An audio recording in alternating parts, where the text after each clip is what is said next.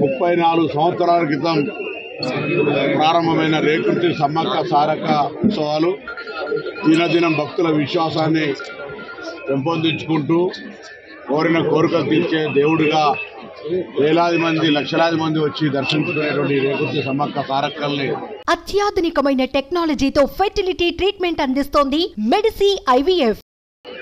నేను అదేవిధంగా జిల్లా కాంగ్రెస్ అధ్యక్షుడు శాసనసభ్యుడు డాక్టర్ సత్యనారాయణ గారు, స్థానిక అభ్యర్థి శ్రీనివాస్ గారు, నగర కాంగ్రెస్ అధ్యక్షులు నరేందర్ రెడ్డి గారు, మిగతా నాయకత్వం, స్థానిక వ్యవస్థాపక చైర్మన్, స్థానిక నాయకులందరితో కలిసి దర్శించుకోవడం జరిగింది.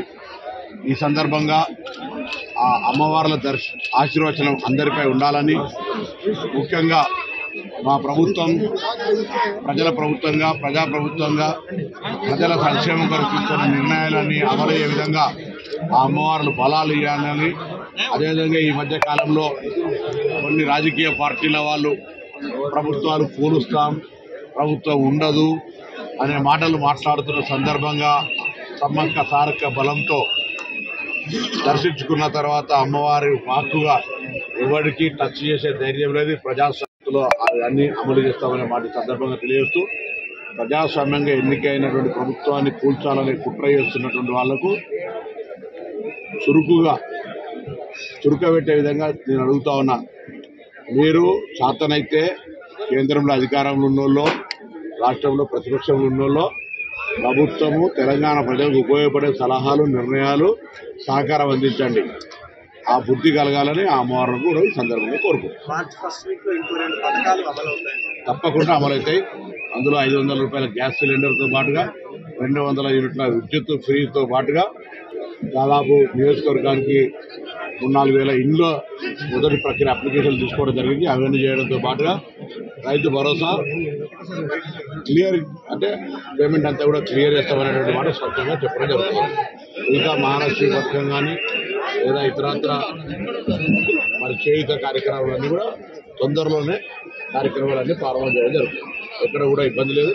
అయితే ప్రభుత్వం 70 రోజులు కూడా కాకముందే అనవసరమైనటువంటి నోరు వారేసుకోవడాలు, ప్రభుత్వాన్ని అస్థిరపరిచే విధంగా మాట్లాడడాలు, ప్రతిపక్ష హోదాలో ఉన్నటువంటి వాళ్ళు ఓపిక లేకుండా ఫ్రస్ట్రేషన్తో వివరించే తీరు చూస్తాను.